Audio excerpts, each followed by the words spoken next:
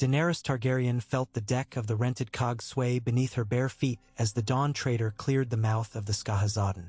The river's ochre-brown waters bled slowly into the bluer wine-dark of Slaver's Bay, a mingling of realms that mirrored the mixing of memories in her restless mind. She kept one hand braced against the gunwale, the other wrapped around the dragonbone pommel of the Iraq she had taken from a dead child of Meereen, an heirloom weight that steadied her even as the hot wind teased silver-gold hair across her cheeks. Drogon ghosted overhead in widening arcs, wings onyx against the cloudless vault, casting a moving stain of shadow that rolled over the ship's patched sails and the nervous sailors alike. They revered him, feared him, prayed to him. She could hear their murmured Valyrian litanies drift across the deck like smoke from 1,000 votive candles. Valyrio Matzis, Dracarys Costalis. Valyrian magic, grant us dragonfire. Yet to Daenerys the words had grown hollow.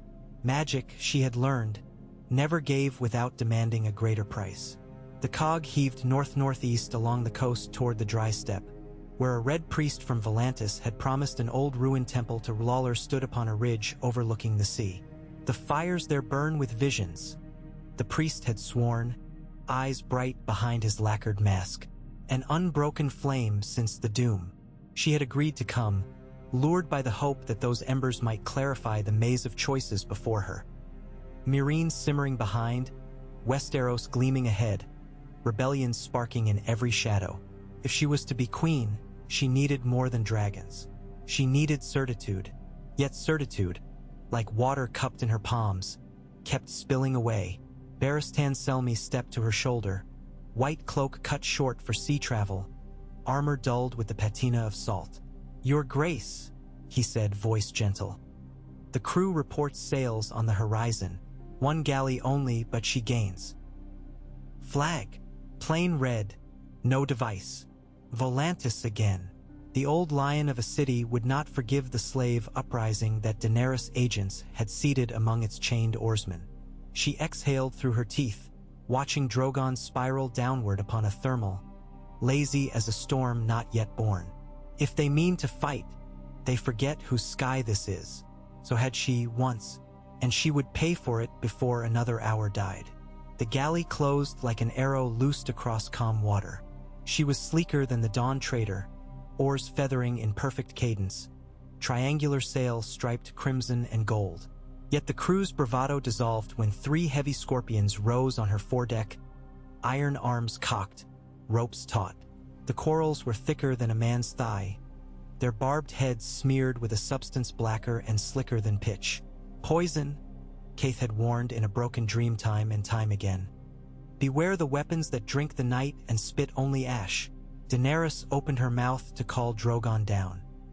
The word never left her throat. The first scorpion sang its harsh metallic twang. A monstrous bolt arched skyward, fire-bright in sunlight, trailing a cloud of buzzing green flies that were no flies at all. They were droplets, viscous and glistening. The coral struck Drogon through the membrane of his right wing. He screamed, a sound that shivered the sea and tore through her skull like molten metal, and went into a roll. A second bolt followed, punching into his belly just behind the foreleg. The third was not needed. Time fractured. She knew she was shouting but could not hear herself. Drogon struggled to right himself, banking inland toward barren hills that blushed ochre in the baking sun.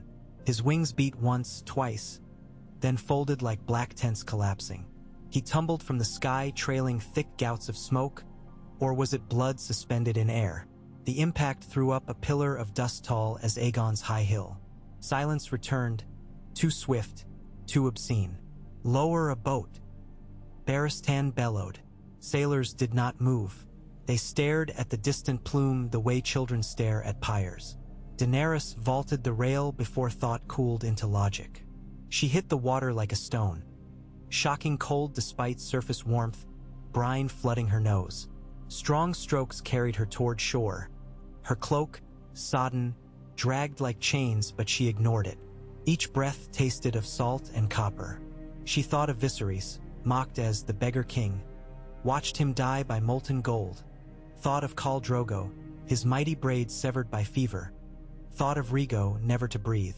Drogon was all those deaths made flesh again, and now he too was leaving her. When she staggered onto shingle, at last her legs buckled. She climbed on hands and knees up a low spit until the sand warmed under her palms. The air smelled of roasted goat hair and bile. She crested a dune and saw him. The great black dragon lay half-crumpled against basalt rocks, neck twisted so that one mahogany eye stared unblinking at heaven. The scorpion bolt jutted through his chest like a lance pinning a banner. Smoke hissed from rents where internal fire still burned but could not escape. Each hiss was shorter, quieter. His enormous tongue lolled like a red carpet for ghosts. She pressed her brow to his snout. The scales beneath her skin were cooling. "My son," she whispered, words shattered by sobs. "My son of fire." The eye clouded. Barristan arrived with half the crew. Dario beside him, Arak clenched white-knuckled. No one dared speak. The air trembled with heat and grief. Finally, the old knight knelt. "He suffers still, your grace." A plea. She rose. Her hand found the Arak at her belt. She had taken it in victory. Now she would wield it in defeat. One stroke, clean and merciful, into the soft brushing of scales beneath the jaw where the great arteries pulsed. Blood. Black, steaming, thick as stew. Fountained out to soak her arms up to the elbows, to anoint sun-baked stones, to hiss in tiny red rivers back toward the sea. When the last shudder passed through Drogon's ribs, when no breath stirred, the mother of dragons fell backward, crimson to the elbows, and screamed. They burned him at dusk because the stink of death drew carrion birds in greedy swoops. The pyre was built of driftwood and thorn scrub and barrels of ship's pitch. Yet when Barristan offered her the torch, Daenerys refused. "No," she said thickly. "He will not have fire from me." The red priest who guided them lifted the brand instead. Orange tongues leapt skyward, devouring the dragon's corpse in slow, crackling bites. Scales popped, sinew shrank, bone rang like iron in a forge. The crew kept vigil, eyes reflecting flame that danced like demons along the bloody tide line. Daenerys turned away before Drogon's skull split. She wandered beyond the fire's light until darkness wrapped her shoulders. Night jars croaked unseen. Somewhere an ibex bleated. The stars above were distant, dispassionate sparks, cold cousins to the ember who had been her child. She felt colder than the sky. Drogon had been proof that her blood was more than dust. Without him, what was she? A pretender with 2 half-grown dragons still chained in Meereen. A queen of nothing. A breaker of chains whose list of dead grew longer each season. Kaith appeared as if carved from the dark. Lacquered mask catching faint moonshine. "Child of 3 betrayals," she whispered. "The first for blood, the second for gold, the third for love. Lawler takes fire that fire might rise anew. Yet your path is flame no longer. Then what is left?" Daenerys asked, voice raw. "Salt, stone, the song that lies beneath the world. You must heed the quiet to hear it." Daenerys laughed, brittle as frost. "Quiet? All I hear is the crackling of my son's bones." Kaith's gloved hand brushed Daenerys' cheek. "Scales blind the eyes as well as shield them. Yours are falling away." She stepped back and was gone, her mask swallowed by shadows. A fortnight later, the Dawn Trader limped into the harbor of Karth, bearing a queen newly widowed of her flame. No triumphal procession greeted her this time. No 13, no pure-born, no perfumed courtesans flinging hibiscus petals before her sandaled feet. Instead, rumors scuttled through spice bazaars and silk halls. The Dragon Queen had lost her might. Her monstrous child lay dead on a nameless beach. The fire in her veins was doused. Some wept in sympathy, but more smiled. Power broken invites vultures. Daenerys took lodgings in a modest manse of pink marble belonging to Zaro and Daxos. Empty these last months while the merchant prince courted scandal in Bravos. She shut herself within a crescent-shaped solar that overlooked the ghost grass of Karth's public gardens. And there she neither ate nor spoke for 3 days. Barristan kept watch beyond her door. Dario paced the colonnade cursing the coward rats of Volantis and vowing blood. Still she remained inside, staring at a single candle that burned unscented by her bedside. Once its flame had been symbol enough, a tiny echo of dragon breath. Now she watched it dwindle, wax pooling, wick blackening, and felt nothing but the slow erosion of faith. On the fourth dawn, gray light seeped across the tiles and Daenerys rose. She scraped her hair back into a simple knot, pinned by a shard of Drogon's broken horn retrieved from the pyre. Its once glossy surface was coarse now, charred, but rough edges steadied her fingers. She donned a plain linen riding dress dyed the color of wound cloth. No jewelry, no brides.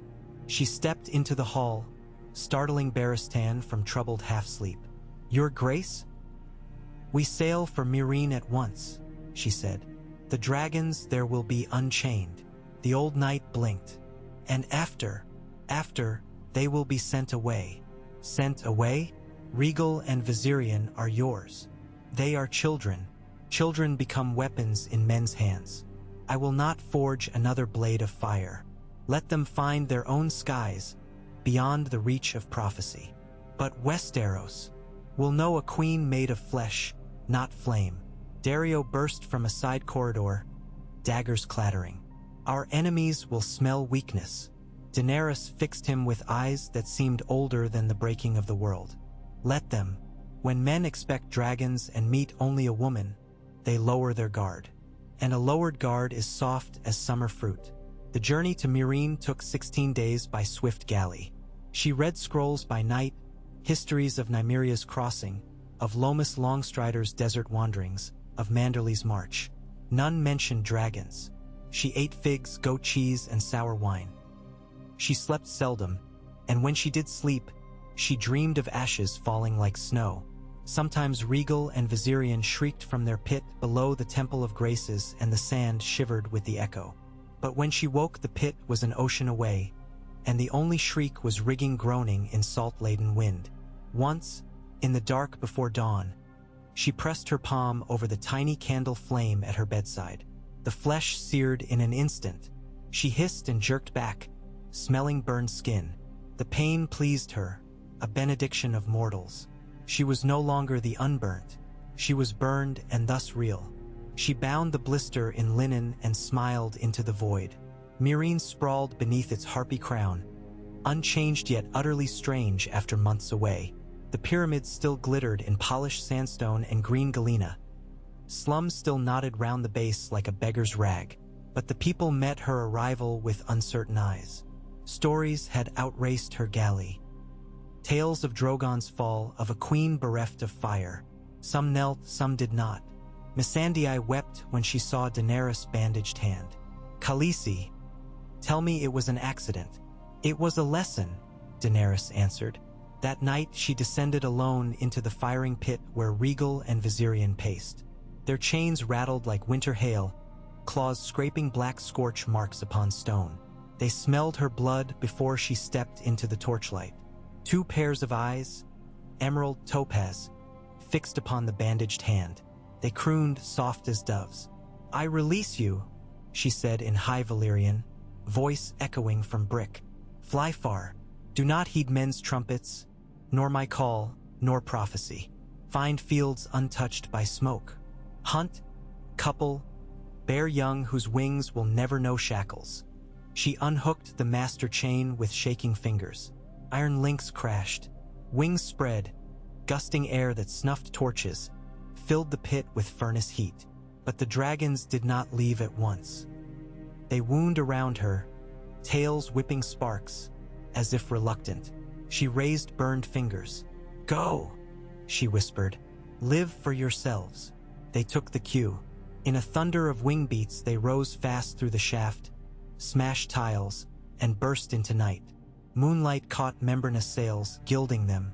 Then they were specks, then nothing. Daenerys Targaryen stood alone in darkness, broken only by starlight dripping through the torn roof. Tears streaked soot on her cheeks. She had come full circle.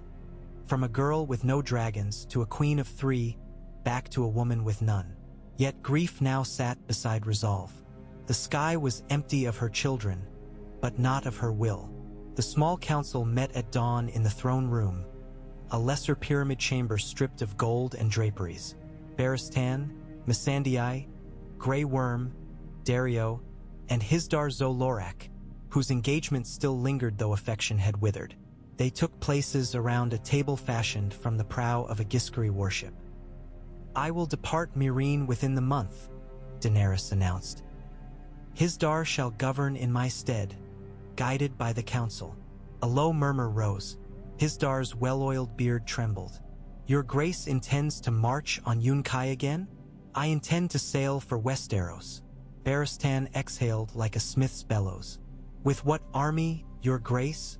"With those who believe not in dragons, but in change." Grey Worm nodded once.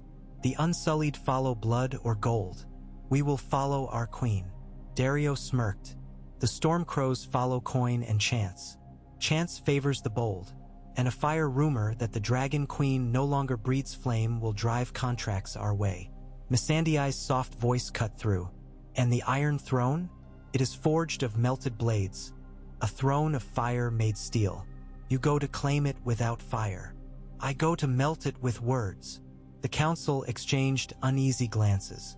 Daenerys leaned forward. "I have ridden the back of a breaking world long enough. Every path I chose led to ashes. Astapor, Yunkai, Meereen, the Dothraki Sea. Fire consumes. I will not be fire. I will be water, stone, wind, anything that endures." Her burned hand throbbed beneath linen. Pain punctuated each heartbeat. Word spread quickly. The dragons were gone, the queen was leaving, the great experiment in Meereen was ending. Freedmen crowded the alley of poets begging to accompany her. Former masters schemed to reclaim crimson whips. Priests of the Red Temple wailed that R'hlloreth's champion had abandoned the Lord of Light. Riots flared, died, flared again. But the Unsullied kept uneasy peace with shields locked. Through it all, Daenerys walked the streets unveiled, accepting jeers, accepting kisses upon her bandaged hand, accepting the weight of seeing both hate and hope mirrored in mortal eyes rather than reflected off obsidian scales. She felt strangely light, as though the emptiness behind her ribs made space for a novel breath. One evening, she climbed the harpy statue dismantled months earlier, using scaffolds left to rot. From that precarious perch, she scanned the city. Torch fires mapping avenues, moonlight glazing rooftops, the black snake of the Skahazaden winding into darkness. Once she might have summoned Drogon to circle above, to inspire awe or terror. Now she whispered a prayer to no god at all, only to the restless sound of Meereen at night, that blend of lullabies and laments that belongs to every breathing city. The wind tugged her cloak like a pleading child. She did not step back. She did not fall. She simply stood, sovereign of nothing but her balance. A grin touched her lips. She descended before dawn, found Barristan waiting with 2 packed satchels. "The fleet is provisioned," he said. 63 ships under Volantene flags, captained by men who hate Volantis more than they fear dragons. Then let us give them cause to hate tyrants more than they fear queens. He offered her a letter sealed with black wax. A raven arrived from Westeros. Rumor, yet credible. Lord Tyrion Lannister has vanished from King's Landing, accused of murdering his nephew. Daenerys broke the seal. Vanishings are seeds from which revolutions sprout. She refolded the parchment. Perhaps the imp will thrive in night soil. On the morning the fleet sailed, Meereen's harbor mouth was crowded with skiffs. People lined the breakwaters to watch silver pennants snap in brisk wind. A hush fell when Daenerys walked the gangplank of the flagship Silver Mercy. She paused at the rail, bandaged hand high in farewell, and for a heartbeat the entire port seemed to breathe out as one. A single child's shout broke the stillness. "Mysa!" The word rippled along the wharves, echoed by 1,000 throats. The chant was softer than when she had dragons, but it held. She felt tears burn raw eyes. Tears sourced not from loss but from the stubbornness of hope in others. As the tide turned, the Silver Mercy slipped past the harbor towers. Seagulls wheeled overhead, white as cinders of bone. Daenerys watched city walls recede until they blurred into haze, into memory. She turned toward the prow where the horizon lay wide like an unwritten scroll. "I am Daenerys Stormborn," she whispered to wind and salt.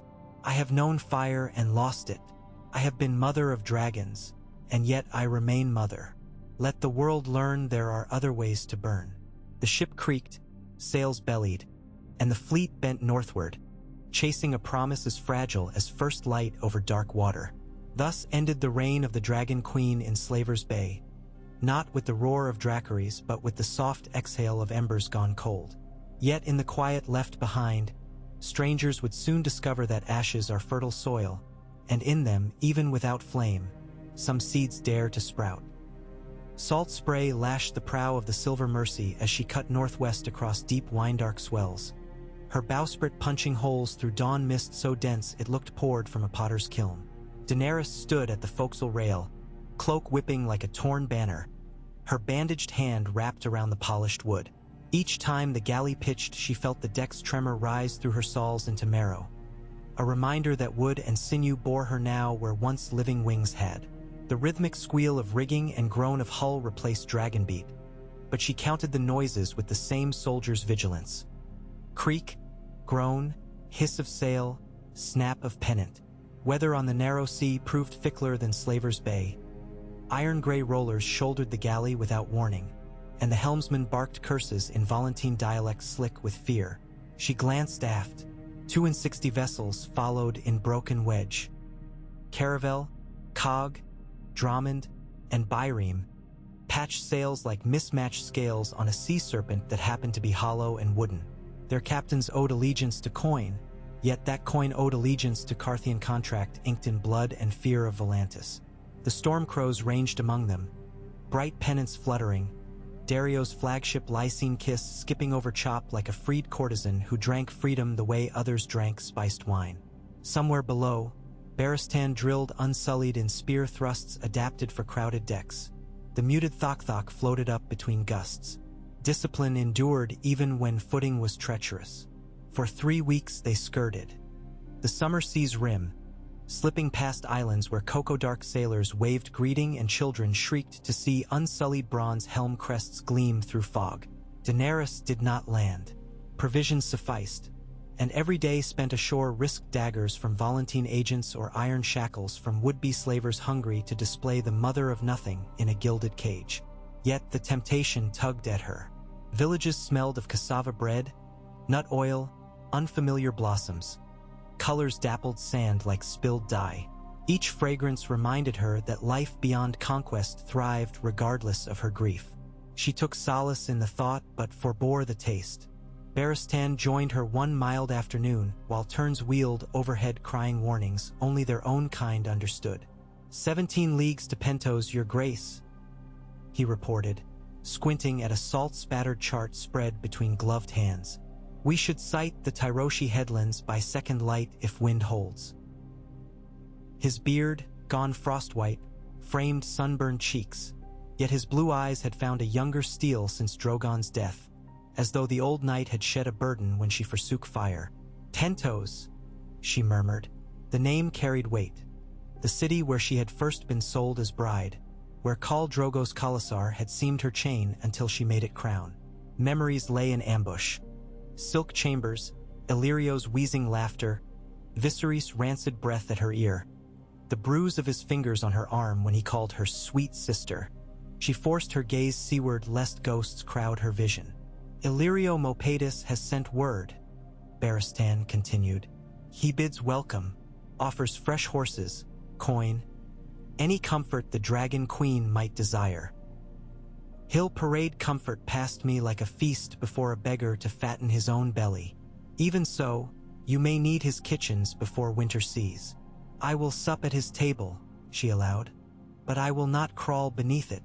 Barristan smiled faintly. I have never known you to crawl, your grace. Pentos rose from haze like an ochre mirage bulging behind stout ring walls. Onion-domed manses clustered along the Tyrish river mouth, green copper roofs flashing where patina flaked. The fleet dropped anchor in the roadstead outside the boasted free city. Free in name, yet every narrow street bore the scent of chains hidden under perfume.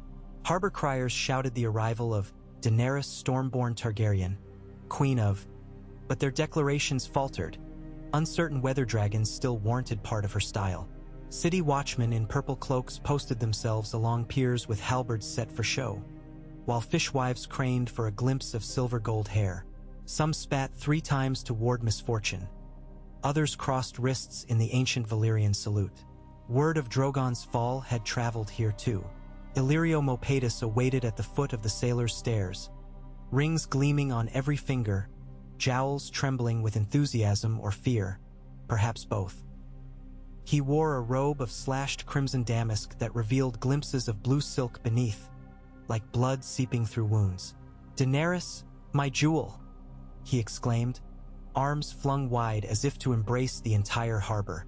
Rank sweat edged his cologne of saffron and cloves. "The city sings at your return."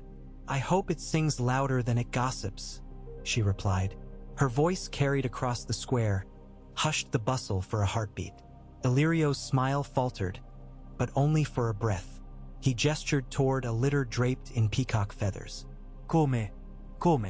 The manse is prepared. Fountains cooled with rosewater, pillows plumped, a feast fit for 3 queens. "I require no pillows," she said, stepping past him. "Only clear counsel and ships enough to cross the narrow sea." Illyrio waddled after, sweating anew.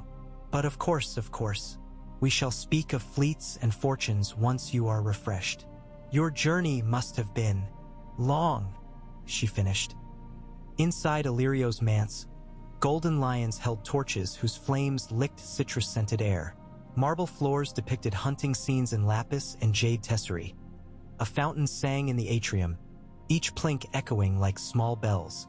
Daenerys remembered pacing those halls as a girl, barefoot, wary of every indulgence. Now she strode boot-shod, cloak dusty, a blister throbbing at heel, unmoved by opulence. They convened in a pillared solar where a painted map of the free cities spanned one wall. Unfurled beneath lamplight, the parchment looked like a flayed hide. Dario slumped on a divan picking at sugar dates. Missandei sat upright at the edge of a cushioned bench, recording every word in neat glyphs on wax tablets. Barristan remained standing at her left hand, armor greased though dulled, the white cloak restored. Illyrio filled cups with sweet fire, a green liquor that smoked slightly. "To new beginnings," he toasted. Daenerys raised her cup but did not sip. "Tell me of Westeros," she said. "What banners fly at King's Landing? Lannister still, though rent." Illyrio's rings clicked as he twirled his mustache tip. "King Tommen sits the Iron Throne, sweet gentle boy, but his lion's mane is shorn. The Tyrell rose twines about the throne's legs. Some say strangles it. The faith militant sharpens axes in the sept vaults, and rumors whisper of a dwarf prince loose in the alleys with a price on his head. Tyrion," she tasted the name on her tongue like a cherry slightly overripe. "And the North. Bolton claws dig deep, yet hold weak. The Starks may be splintered kindling, but kindling can flare if fed spark." Daenerys drank the sweet fire at last, burning her throat, steadying nerves. "I must land where spark waits tinder. Not Dragonstone, its castle garrisoned. Not the Stormlands, their lords fracturing like dry clay. Dorne? Dorne bleeds sun but little lava," Illyrio hedged. "Prince Doran Martell is gout-crippled, measured as a maester's heartbeat. Yet Oberyn's daughters swirl like vipers in the sands. Some thirst for war. Good." She set the cup down. "I will sail for Sunspear," Illyrio sputtered. "Across the stepstones? Pirates infest those channels. Better to cross at the narrow sea's throat. Pentos to Dragonstone. To Dragonstone I bring no dragons. The fortress would swallow my handful of unsullied. Sunspear offers open desert, raider tracks, pockets to hide while alliances form." Dario grinned. "The Stormcrows relish raiding Stepstone's pirates. There is profit in sun-bleached coins." Barristan added quietly, "Prince Doran's hatred for Lannisters is a river that never runs dry. Arrange vessels," Daenerys commanded Illyrio. "Fast, low draft. I will not be cornered in a bay by war galleys." Illyrio bowed, sweat dribbling along his double chin. "As my queen desires." Yet she saw calculation behind his eyes. He had gambled on a dragon-backed invasion that would leave him overlord of trade from Pentos to Old Town. Now his investment looked riskier. That night Daenerys walked Illyrio's moonlit gardens alone, brushing lavender with fingertips. The air smelled of crushed sage and damp marble. She paused beside a reflecting pool. Torchlight flickered across its surface, conjuring the illusion of golden fires licking stone edges. She thought of Drogon's pyre and almost turned away, but forced herself to gaze.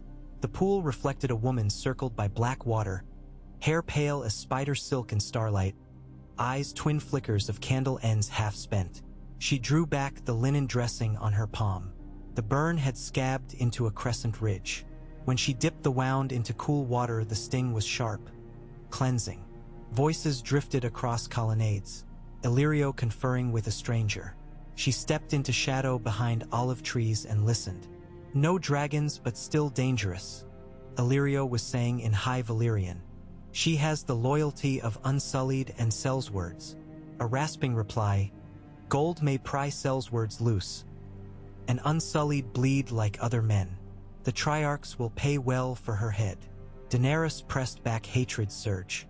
The second voice belonged to a Volantene envoy. She recognized the accent. They plotted to auction her life. Her hand closed on a dagger hilt hidden beneath cloak fold, a reminder that she must navigate webs without dragonfire. In silence, she retreated, heart hammering.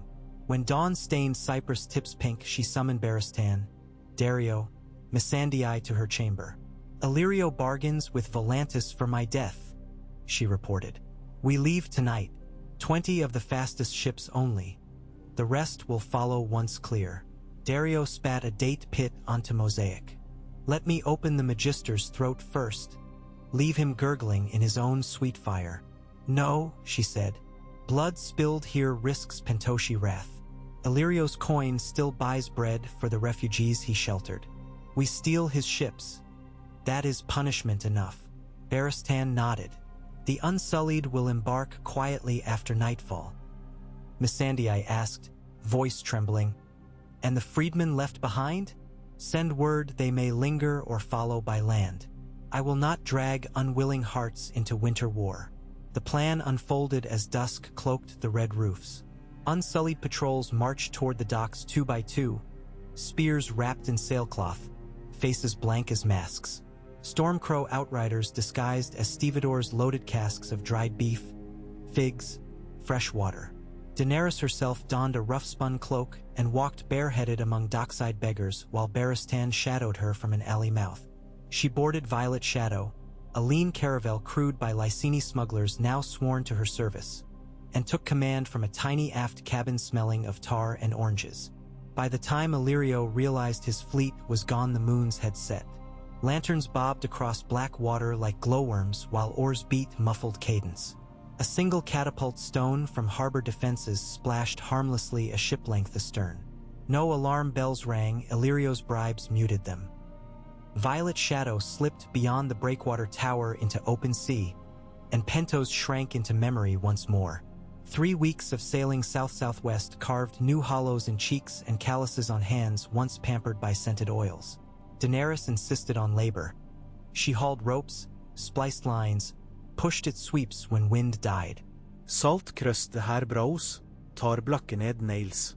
The crew grew to respect a queen who swore like them when sails tore and laughed like them when dolphins raced the prow.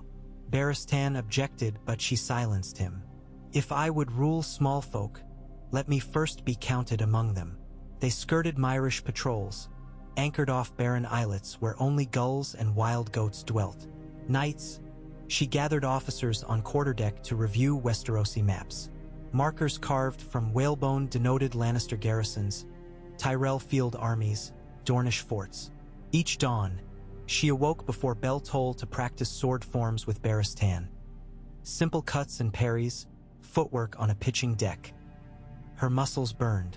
Her palm scar split and bled, then healed thicker. But she found focus in the discipline. One windless noon, as the stepstones' jagged silhouettes pierced heat haze to starboard, a lookout cried sighting of wings. A hush swept deck. Daenerys rushed to rail. Hovering high against blank sky, a shape indistinct but large wheeled in lazy circle. For a heartbeat her breath stopped. Emerald glint? Bronze? But the creature banked closer and proved mere albatross. Wings mottled gray, beak yellow. A sigh escaped many throats. She forced a smile at the disappointment, though inside her heart clenched. Even absent, her children commanded awe. The stepstones taxed their passage with blood soon enough. Near dusk, a squadron of 4 pirate galleys convexed from behind pillar-shaped isles. Sails dyed crimson to mimic Myrish war fleet. Their decks bristled with crossbowmen and grappling hooks. Dario shouted orders. Stormcrows swarmed rigging, bows knocked. The violet shadow pivoted to interpose between enemy and convoy. Barristan called for boarding pikes. Daenerys took station by the mizzen-mast, dagger bared, refusing Barristan's plea to stay below. Arrows hissed across narrowing gap. Chains whirled. 3 iron grapnels bit into rail. Pirates in boiled leather half-armor clambered, shouting obscenities in Rhoynish. The first to leap found Daenerys before him. She ducked under his slash, drove her dagger into thigh, then pivoted away while Barristan finished the man with a downward cut of longsword. The second pirate engaged her with axe raised, sneer revealing gold tooth. She sidestepped, tripped on coil of rope. Only Dario's thrown stiletto spared her, shaft lodging beneath pirate's ear. Blood sprayed, the body toppled overboard. Unsullied phalanx advanced in tight block, shields overlapped. Their discipline broke pirate nerve quickly. Within minutes, boarding planks were seized, foes driven back screaming. One enemy galley caught fire when a lantern shattered. Another fled. In victory's wake, Daenerys leaned against rail, coughing from smoke, blade dripping red like ruby tears. Barristan bowed, expression solemn. "You fight as one born to it," he said. She shook her head. "I fight because peace is farther than the horizon." That night, they buried 6 unsullied and 2 stormcrows. Daenerys spoke their eulogies herself, committing ashes to waves. She offered no prayer to Lawler, only a promise that their names would not be forgotten. As she concluded, a hush fell. Then from aft came Missandei's soft song in Nathi tongue, lament for butterflies lost to winter storms. Others joined in murmured harmony. No mention of dragons passed their lips, yet Daenerys felt kinship to the song. A creature once bright, grounded by frost. Sunspear's broken arrow towers appeared crimson gold at sunrise, spiking above dunes that stretched inland like petrified waves. The fleet anchored in the shallows of Planky Town, a ramshackle port of warehouses raised on stilts. Dornish longboats rowed out under flags of parley, water guardians wearing loose linen and iron helms shaped like curled vipers. Their captain, a tall woman with cinnamon skin and hair bound in silver rings, introduced herself as Ser Nymor Sand, bastard of the late Red Viper. Her dark eyes studied Daenerys with frank curiosity. "My prince uncle sends invitation," she said. "2 riders only to Sunspear. He would judge the mother before hosting the army." "I travel with my shield," Daenerys answered, indicating Barristan. "And my voice," nodding to Missandei. 3, no more. Nymorva accepted. 6 Myrish sand steeds awaited on shore. Daenerys mounted the smallest, a pale dun mare with quick black eyes, and followed the bastard captain inland along a road paved in red sandstone. Heat climbed with the sun, pressing like a smith's palm. Dust-coated tongues, insects thrummed. Yet wind off the Sea of Dorne carried distant scents of citrus and brine. At midday they reached the water gardens, where shallow pools mirrored blue sky among colonnades of carved sandstone. Children splashed beneath lemon trees. Laughter ricocheted between arches. Prince Doran Martell awaited in a wheeled chair beneath a purple canopy. His gout-swollen joints rested atop cushions. His face, broad and lined, held sadness rather than frailty. Ilaria Sand, paramour of Oberyn, stood behind him wearing diaphanous green silks, eyes glittering like sunlit glass. "Princess Daenerys," Doran greeted, voice gentle yet measured. "The long summer has carried you far." She knelt, though knee armor scraped tile. "I come to seek Dornish friendship, not fealty by sword." "You come without dragons," Ilaria observed. tone neither mocking nor kind. I come with purpose sharper than flame. Doran gestured to low benches. Servants poured iced water into obsidian cups shaped like pomegranates. Tell me of this purpose, and why Dorne should spill blood for it. So began an afternoon of questioning. Doran challenged her on strategy. Supply lines over Red Mountains, loyalty of Stormland's lords, how she would temper northern vengeance long after Lannister collapse. Illyria pressed on morality. Would she avenge the murder of Elia Martell, or pardon children of her killers? What justice meant absent Dragonfire?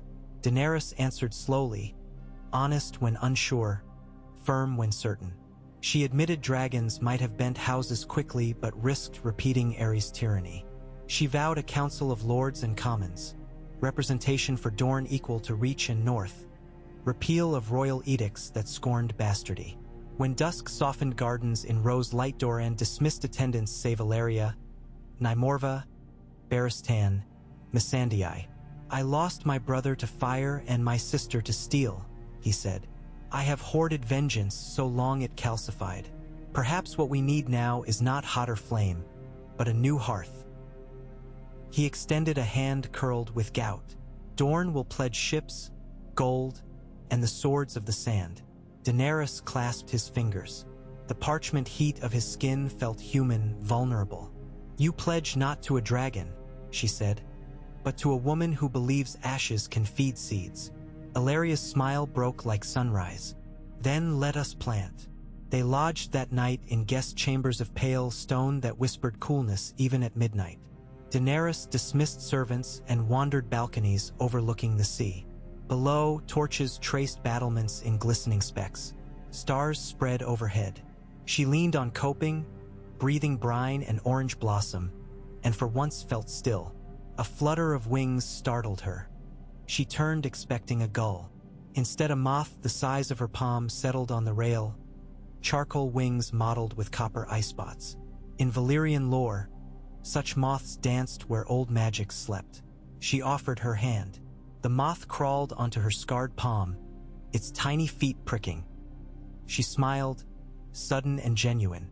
No dragon perched there, but life nevertheless. Movement at the arcade drew her eye. Nymorva emerged, silhouette etched by torchlight, spear slanted across back. Can't sleep. Dreamless sleep eludes me, Daenerys confessed. She let the moth lift off, spiraling into night. I once believed fire fed dreams. Now perhaps silence must. Nymorva approached the rail. My sisters talk of you. Some wish you rode 3 dragons still, to torch the Red Keep till stone ran molten. Others fear that same fate for Sunspear. What do you wish? Nymorva tapped spear but against tile. I wish for choice. Dragons give none. You, maybe. Then help me prove maybe is certain. The bastard smiled. Fierce. I ride at dawn to rouse the sands. We will see how many vipers coil to your song. Within a fortnight of secret councils, word spread along Dorne's roads faster than ravens. Bandits laid down arms, pledging to the dragonless queen. Thirsty knights rode from Vaith and Ironwood offering fealty. Behind walls, some doubted. Ser Balon Swan, Lannister envoy, objected loudly at the Water Garden's feast, calling Daenerys pretender without teeth. Nymorva challenged him to first blood. Her spear nicked his cheek before his sword left scabbard. He left Sunspear that night nursing bandaged pride. While alliances budded, Daenerys withdrew to practice statecraft. She met spice merchants to secure credit lines, deliberated grain quotas with stewards of the Tor, drafted proclamations abolishing customs duties along green-blood barges, earning cheers from riverfolk. Each parchment bore only her signature, no dragon seal. She felt odd at first stamping the image of a 3-headed beast she no longer commanded, but reasoning that the sigil was history not menace. One dawn, a tattered raven arrived from Meereen. The message, penned by Hisdar, reported minor rebellions quelled but also sightings of regal and Viserion hunting blue goats across the Red Waste. The dragons no longer circled Meereen.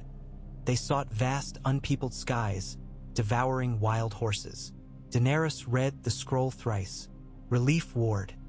Worry her children lived, yet carried terror where they flew.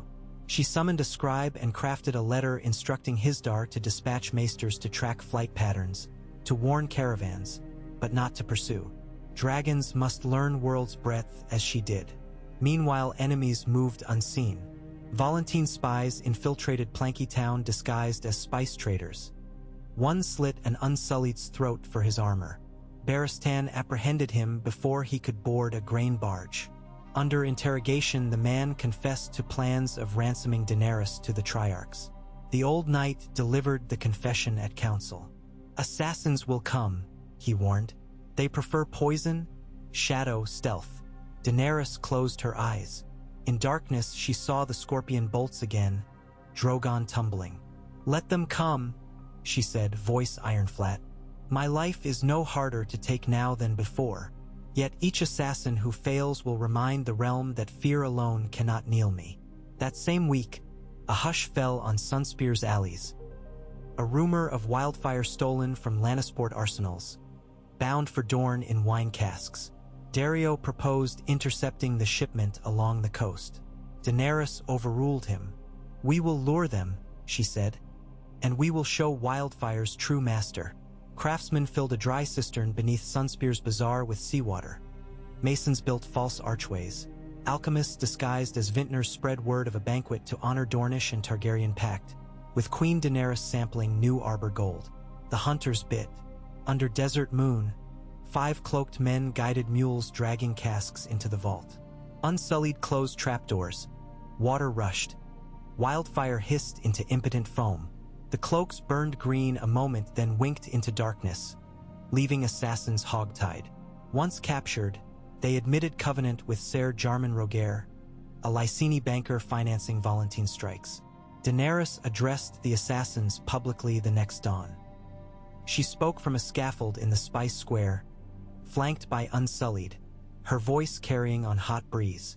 "I was called the Unburnt," she began, "a title earned by chance or magic. Yet no mortal remains untouched by mortal fire forever. My flesh now knows pain, and that pain commands me to spare yours today."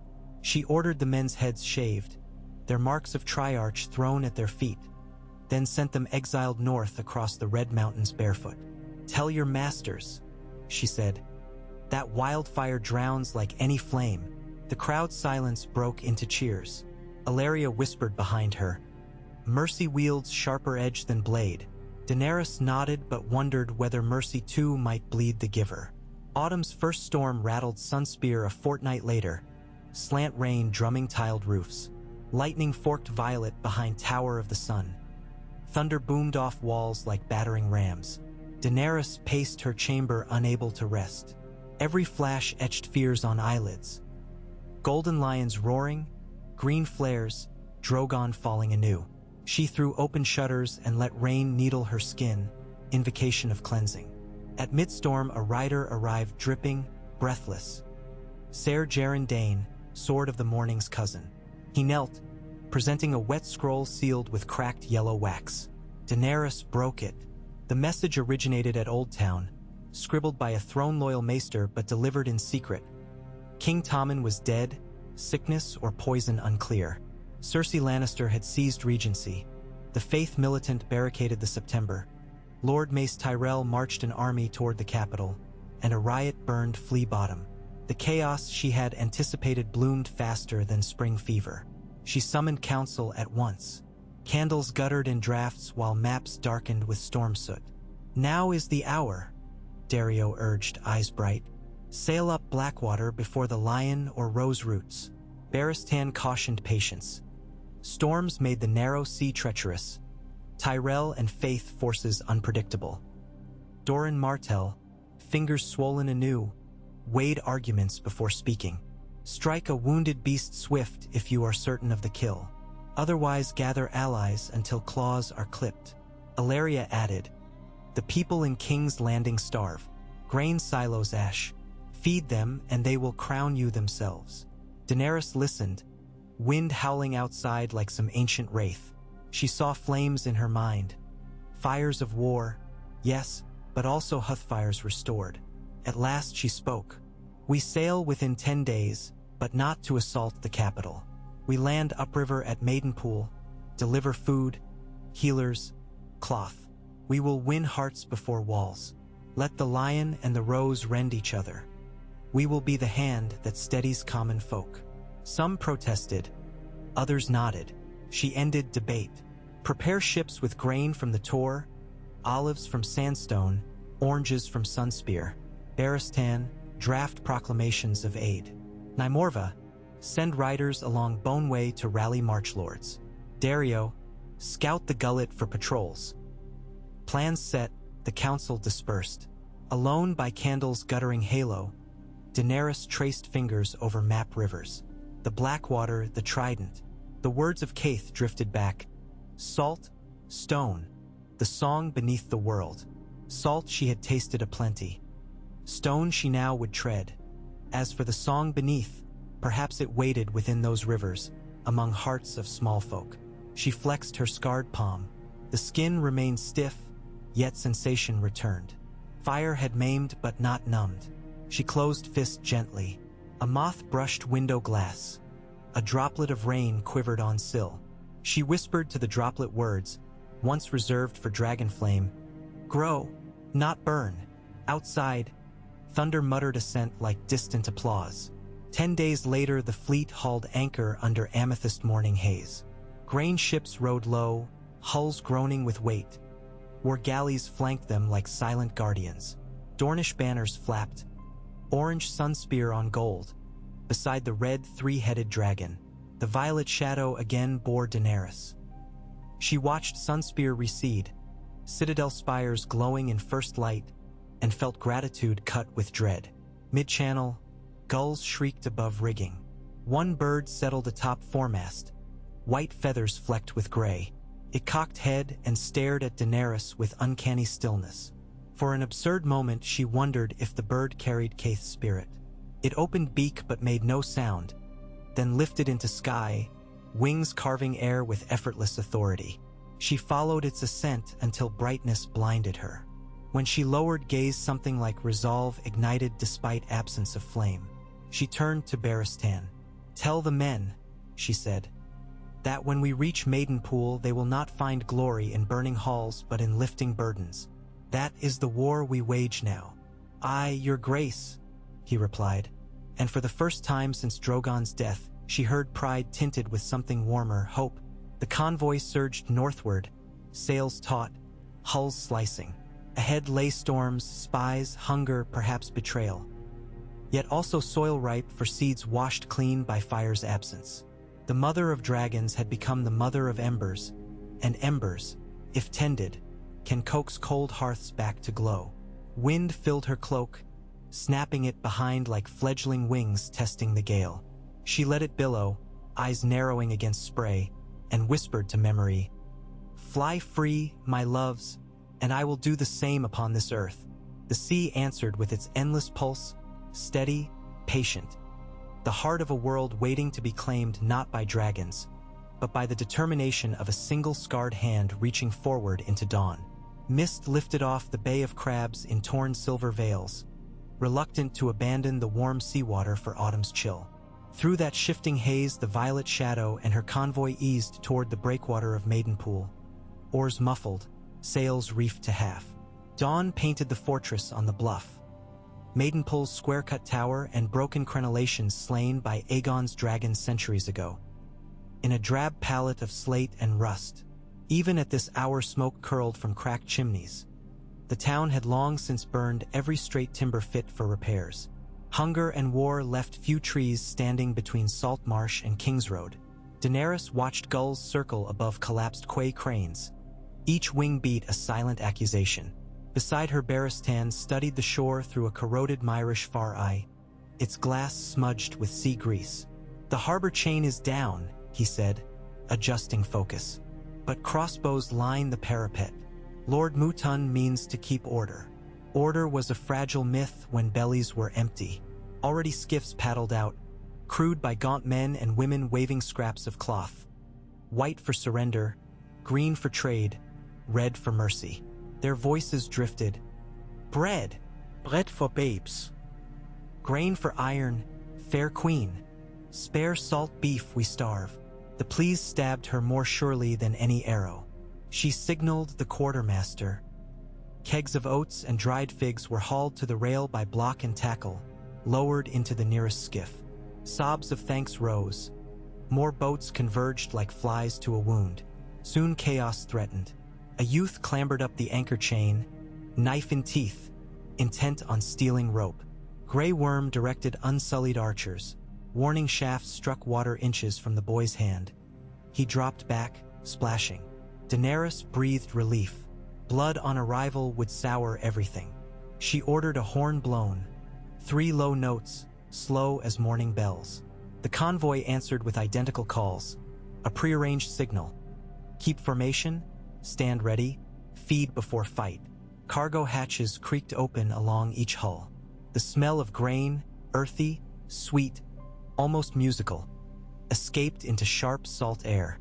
Ser Clayton Mouton, Lord of Maidenpool, arrived aboard a flat-bottomed barge rowed by 6 retainers in patched livery. His crimson surcoat had faded to a sad rose, gilding peeled from the seahorse emblazoned on breast.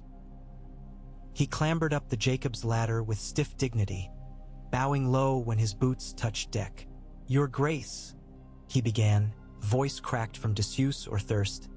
"I welcome you to a port sore in need of hope. Forgive our sparse salutes. Crossbow strings fray faster than we can spin hemp." "I do not measure welcomes by fanfare," Daenerys said. "Only by the hearts behind them." Mouton straightened. "Then heart we have, though ribs show through." He glanced at the massing skiffs. "I beg you land under my escort before hunger becomes riot. A starving man tyrannizes by desperation, not malice." She nodded. "The grain ships will unload at once. Your garrison maintains order. My Unsullied will assist. Bread first, talk after." Dario lounged nearby, boots upon rail. "Talk tastes sweeter with arbor ale, Lord Mouton. Might we find a keg ashore?" The Lord's one smile revealed missing molars. "If one remains unemptied, Sel's word, you may drink it for both of us." They made landfall mid-morning on a quay of rotting pilings. The stench of dead fish mingled with tanners' vats.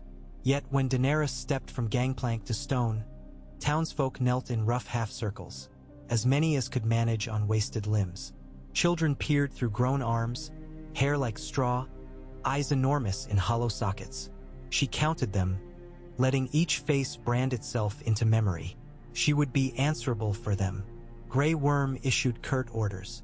Unsullied formed corridors allowing wagons, already half brimful of grain, to roll toward the market square. Barrel after barrel, sack after sack. The crowd's murmur rose, disbelief turning to electric excitement. Some clutched hands in silent prayer. Others wept openly. Not a single chant of Misa echoed here. These northerners knew no Giscari tongues, but gratitude required no translation. In the square, tables were commandeered from shuttered alehouses. Missandei oversaw distribution with ledger and iron discipline. Each household received 2 loaves, a measure of oats, dried figs, and, if children present, a slender bar of Dornish date nut sweet. Lord Mouton's scribes recorded names to prevent double rations. Even so, scuffles broke out. A woman with yellowed eyes tried thrice to re-enter the queue in different cloaks. Each time Unsullied guided her out gently. The third, she collapsed sobbing. Daenerys knelt, cradled the woman's head, felt the fever burning behind dry skin. She called for healers. "There were few of those left," said Master Elric, a maester in rusted chain whose links rattled like dice. Plague had carried off his colleagues when winter's flux swept through the town. He eyed Daenerys' singed palm with professional curiosity but said nothing. All day wagons rattled. By dusk the queue faded. Ovens rekindled. Smell of baking, yeast, smoke, salvation, warmed narrow lanes for the first time in moons. Children ran again, cheeks filling with color. Daenerys met Mouton in the crumbling great hall overlooking the harbor. Tallow candles guttered in drafts sneaking through smashed arrow slits. "Why no Tyrell grain?" she asked between bites of watery stew. Mouton shrugged thin shoulders. Highgarden's bounty flows south to feed the Lannister lion. Lords paramount starve crownlands to fatten their coffers before winter bites. His bitterness rang authentic. The Tyrell host camps nigh Duskendale, but sells its stores dear. We had fewer coins than small folk to buy. She tapped lip. If Tyrell levies tighten their belts, perhaps they'll loosen hold on Tommen's throne. Barristan, standing at her back, cleared throat. We must anticipate their response to our presence. Aid may be seen as sedition. Let them name bread sedition, she said. We will answer with crumbs of conscience. Dario smirked into his ale. The lion roars, the rose pricks, but neither stomps so low as to crush ants, unless ants swarm their beds. She regarded Mutun. Will you swarm? The Lord's gaze dropped to his calloused hands. I will shelter you, speak for you to neighbors. Yet muster of men I cannot promise. My house bled at the Trident, bled at the Blackwater, and bleeds now of hunger. You have given what strength remains, faith. She rose. That suffices tonight. 3 nights later ravens circled Maidenpool's watchtower, roused by torchlight and noise. Daenerys walked parapets with Grey Worm, discussing latrine digs for unsullied camp, when bells clanged from the harbor. 2 ships approaching under dark. The moon showed only silhouettes until they entered Lantern Arc. Sinuous hulls, curved prows, sails striped black and red. Valentine. Spies, Grey Worm said. Or worse. She ordered signal horns. The fleet responded. Galleys shifted, oars shipped, scorpions cranked. The strangers halted beyond Coral Range. A single skiff rode forth bearing torch and banner, a red temple flame emblazoned on sable. Red priests. She descended to dock. The skiff's cloaked occupant leapt onto timber. He was tall, lean, skin the color of fresh-turned soil. His mask, lacquered in crimson, bore a tear-shaped opening spilling golden eyes. He bowed. Queen of Ashes redeemed. His voice rolled, sonorous. I am Makoro, High Servant of R'hllor, come bearing message from the fires. She stiffened. The last fires I trusted cost my son's life. Your son's sacrifice mates with prophecy. He produced a scroll sealed with black obsidian. The flames show an iron city of smoke and salt shattered by a queen without fire, whose mercy lights 10,000 candles. She did not take the scroll. Words twist to fit charlatans' tongues. Why come aboard Valentine Keels? The Triarchs fear your rising. They sent ships to shadow your convoy. I commandeered them, burned their captains to ash for crimes against light. Their crews bend knee now to salvation. Barristan, arriving breathless, laid hand on sword pommel. If true, the Triarchs will brand you traitor. Faith outranks flags, Makoro replied. Daenerys finally accepted his scroll. I trust no prophecy blindly, yet help is help. Your ships will unload citrus and wine for the town. Your men will hammer nails, mend roofs, and share bread they carry. No sermons unless invited. Makoro bowed again, smile unseen beneath mask. Where mercy flows, ears open. She turned to Grey Worm. Assign squads to watch them. Fire's ally burns both ways. Over days Maidenpool transformed. Fishermen ventured farther, nets mended with Dornish flax. Blacksmith forges once silent now rang as stormcrows paid coin for horseshoe repairs. Maester Elric organized children into crews collecting driftwood for winter fuel. Each evening they ate stew at long tables outside Sept ruins, lit by lanterns fueled with whale oil from Tyroshi donations. Daenerys joined nightly, spooning broth, listening to laughter. One child, a girl missing 3 fingers, gifted her a crudely carved wooden dragon painted with berry juice. This one won't break, the girl whispered. Daenerys' eyes stung. She tucked the toy into cloak, yet beyond gates threats gathered. Scouts reported a faith militant column marching south from Maidenpool's neighboring villages. 200 zealots, star sigils daubed in whitewash on shields, led by Ser Jonathan Langward, a knight once sworn to Lannisters now bound to the High Septon. They blamed famine on heathen witchcraft of the dragonless queen.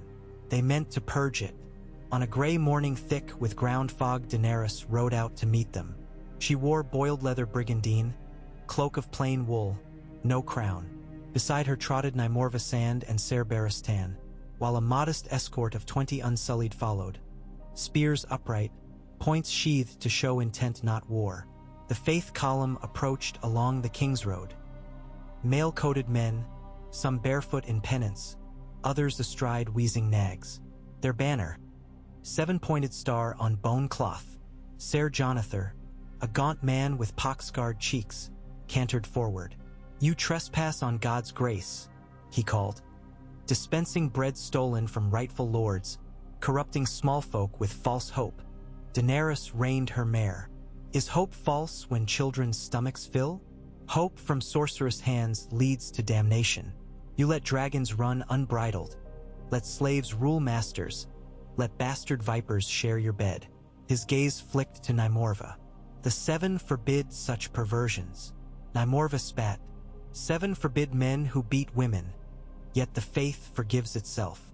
Barristan's voice carried command. The queen offers aid. If you reject it, be gone. Jonathan drew sword. The godly will cleanse Maidenpool. Daenerys raised gloved hand. Unsullied leveled spears, but's grounded. I once believed flame the answer, she said to the zealot. Flame destroys. Today I wield bread. Choose your weapon. See which wins hearts. Langward sneered and signaled advance. Rows of zealots trudged. Daenerys waited until they entered arrow range concealed by hedgerows, then lifted another hand. From ditch lines rose townsfolk, bows strung with donated Dornishew, arrows tipped not in iron but in chalk-dipped cloth, to mark, not slay. A single volley arced, landing among zealots in puffs of white dust. Panic blossomed.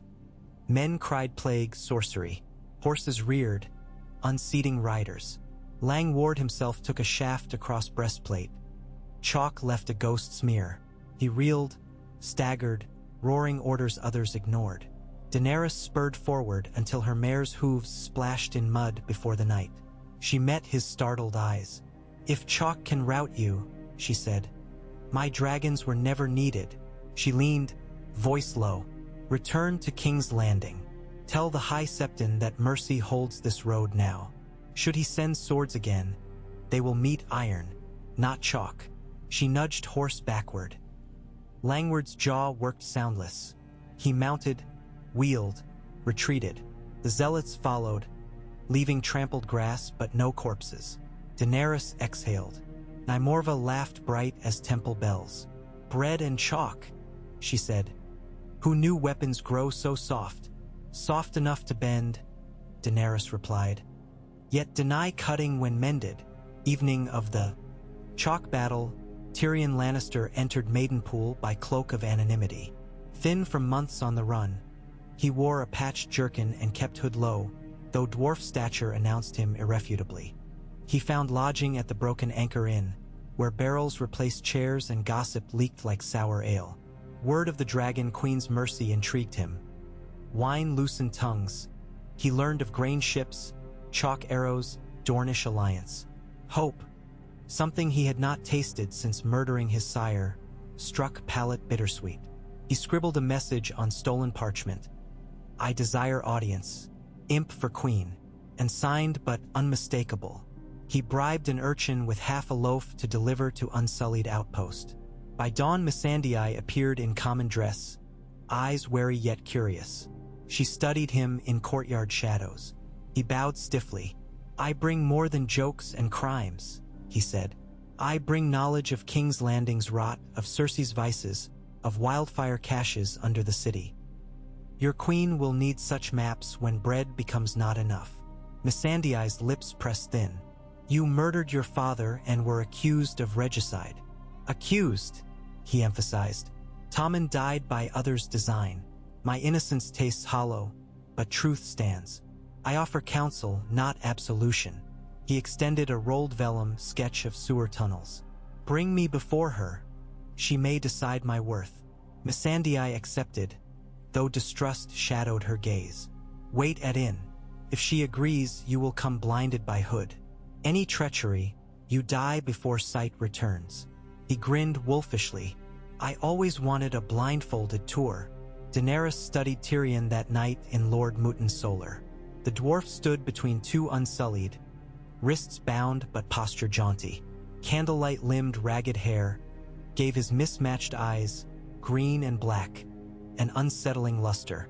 "You sought me once before," she began, recalling rumors of his voyage to Meereen bygone. "Fate denied meeting. Why persist?" "Because my sister sits a throne built of swords she never swung. Because small folk die so big men may posture. Because I am tired of choosing between lions and wolves when perhaps a dragon, or former dragon, might savor a dwarf's wisdom." She folded arms. "Dragons once obeyed me. Now they roam free. Are you prepared to follow a queen who aims to rule without fire?" "Ruling with fire didn't suit King Aerys," he replied. "Nor did it save Harrenhal's lords.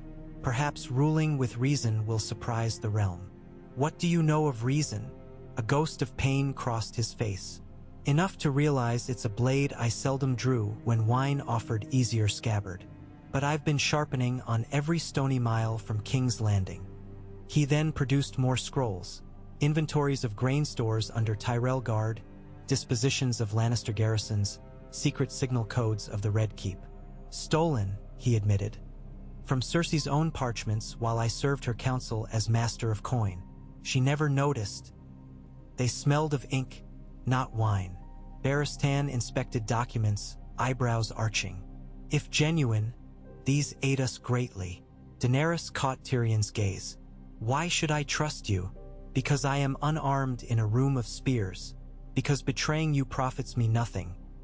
My family wants my head, the Tyrells my silence, the faith my soul. You alone might have use for a clever tongue unburdened by loyalty to kin." She considered. "If I accept counsel, you will answer to me, not wine. You will teach small folk why bread is heavier than crowns. And if you betray me," he finished for her, "I will hope chalk suffices." She almost smiled. "Grey Worm, unbind him. Find a bath, a razor, clean garb. Let him dine aboard tomorrow. We sail for Gulltown on tide's turn." Tyrion's shoulders sagged with relieved fatigue. "Her Grace is merciful, but may I request red instead of white wine? Too many ghosts swim in white." "No wine," she said. "Not until trust ripens." He bowed again. "Then water and perhaps a crust to chew." Autumn storms settled over the Bay of Crabs, stalling departure for 4 days. Wind howled through gables. Rain hammered slate roofs. Daenerys spent hours with Tyrion in Mutin's library, a circular tower space smelling of mildew and mouse droppings. Maps sprawled across warped tables. Candle stubs guttered as drafts sneaked under arrow slits. Their strategies blossomed. Tyrion suggested forging letters in Tommen's dead hand promising tax relief to river lords who pledged to Daenerys. "A corpse may sign grand bargains when coaxed by ink," he quipped. She vetoed forgery but approved discreet envoys bearing grain gifts. He outlined wildfire stockpiles, vaults beneath September of Baelor, cellars under Guildhall of Alchemists. "Cersei guards them as last resort," he warned. "She will burn the city before yielding." Daenerys pictured a second Valyria fracturing under green fire. Drogon's final agony surfaced, membranes torn, black gore spraying.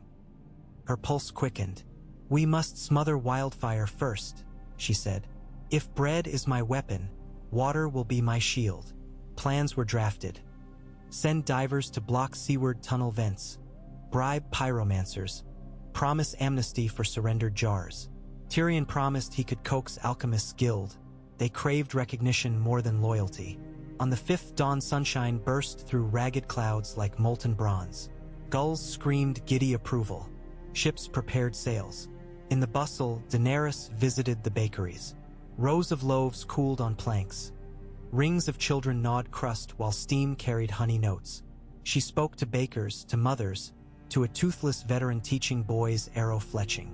Everywhere she saw chalk smears left from the earlier defense, now worn proudly like sigils of belonging. She climbed the ruined town tower.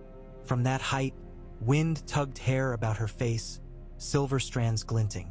She surveyed the harbor, galleys bobbing, their hulls patched but determined. Dragonless, yes, yet each sail billowed with lives entrusted to her. She traced scar on palm. It no longer pained daily but reminded hourly. Makoro joined her quietly, mask shimmering crimson. "The fires dance bright beneath your feet," he intoned. "I stand on stone, not fire," she replied. "Stone warmed by embers of deed rather than breath. That too is flame." She sighed. "Prophecies kept me enslaved as surely as chains. I break them now." Makoro's golden eyes gleamed. "Breaking prophecy forges new one. Path untrod, curves unpredictable. Then onward I walk, barefoot if need be." She turned away. "Guard the candles here. I entrust Maidenpool's hearth to you." "I serve the light," he answered. "Its shape is yours to cast." Departure resembled festival. House Mutton's ragged banners fluttered above walls newly scrubbed of moss. Townsfolk lined quays singing a ballad hastily composed, verses clumsy yet earnest about a queen who traded flame for grain. Nymorva rode her sand steed down the pier, spear twirling overhead in salute. Tyrion boarded wearing doublet of dun wool, beard trimmed to bristles. Grey Worm supervised loading of final barrels. Among them were chalk sacks, ammunition that wounded no flesh yet scarred resolve. Daenerys watched crew secure rigging, felt deck tremble as tide insisted they move. She found Lord Mutun in throng, pressed the wooden dragon into his calloused hand. "Carve more," she told him. "Teach children the shape of hope." Tears rimmed his eyes. He kissed the toy as if hallowed. Gangplanks rose. Horns sounded thrice. Sails blossomed like pale chrysanthemums in strong breeze. The violet shadow leaned, surged. Daenerys remained at stern rail until Maidenpool shrank to a smear of dun walls against green marsh. She whispered farewell and promise. "I will return in plenty or not at all." Tyrion appeared, hands clasped behind. "Your Grace," he said, "the wind favors us. In Gulltown merchants hunger for silk, lords hunger for silver, and small folk hunger for something to believe. What shall we feed them first?" "The story," she replied without turning. "Tell them of chalk and bread besting swords. Stories spread faster than sails catch wind." "Indeed," he mused, "a good story might even outpace wildfire." He leaned beside her, eyes narrowing at horizon where clouds towered like white mountains. "Yet remember, no tale is safe from those who would twist it. Then let us weave so tight no hand may unravel." She touched the scar again. Wind cooled her fingers. "And if they still try, well, chalk stains, but it also washes off. Truth remains beneath." As the convoy bent north-northeast toward the Gulltown Inlet, the sea glittered with promise. Somewhere far behind, Regal and Viserion soared beyond sight. Somewhere far ahead, King's Landing simmered in suspicion. Between stretched a cord of risk upon which Daenerys now balanced. Not dragon rider, not conqueror of flame, but a woman determined to teach a broken realm how to heal itself with kindness wielded like steel. In the quiet slap of waves against hull, she heard faint echoes, not roar of dragons but hush of seeds sprouting beneath winter-bruised earth. She closed eyes, inhaled salt mixed with distant pine from Vale Cliffs, and believed, for the first time since Drogon fell, that spring might come without fire at all.